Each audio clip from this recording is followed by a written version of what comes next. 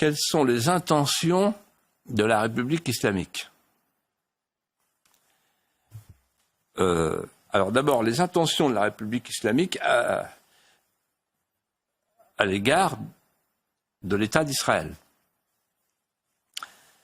Tous les polémologues, les spécialistes parlent d'une rhétorique d'anéantissement, avec deux citations.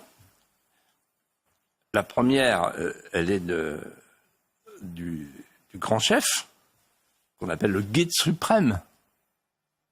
Le guide suprême parle à de nombreuses reprises de la nécessité de faire disparaître l'entité sioniste. Alors, si on me dit l'entité sioniste, c'est pas l'État d'Israël, je voudrais savoir ce que c'est. Et deuxièmement, il ajoute, et encore il y a quelques semaines, il ajoute cette phrase qui est explicite: Israël est une tumeur cancéreuse maligne qu'il faut éradiquer. Pour tous les gens qui ont eu un cancer, ils savent ce que ça veut dire. Une tumeur, Israël est une tumeur. Donc, à l'égard d'Israël, c'est simple. Une bombe atomique, faire disparaître Israël. Mais ça va plus loin.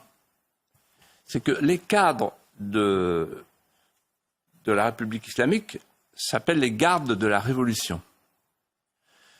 Ce sont des idéologues par excellence et qui pratiquent le djihad et en même temps la taqiyya.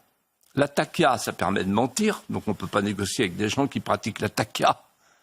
Parce qu'ils vous disent non, ça y est, on a décidé, il n'y aura pas de bombe, mais on fait la bombe quand même. C'est la taqiyya, c'est recommandé dans le Coran. Et le djihad, ça veut dire quoi? Ça veut dire que la République islamique d'Iran s'est donné pour mission non seulement d'éradiquer la tumeur maligne, mais de conquérir le monde, c'est-à-dire de faire passer le Dar el-Harb, où nous sommes, nous, dans le Dar el-Islam. Je citerai deux petites choses au passage. Le narcotrafic a un rapport direct avec l'Iran des mollahs, pour un tiers des fournitures, semble-t-il. Et la deuxième chose, le ministre de l'Intérieur, récemment, chez Sonia Mabrouk, a dit hier matin ou avant-hier matin, il faut faire très attention aux attentats projetés au terrorisme endogène à cause de la République islamique d'Iran. Ça veut bien dire qu'en fait, la République islamique d'Iran, elle a une vocation mondiale. C'est l'Oumma, c'est le djihad, c'est la charia. Imposer au monde la charia.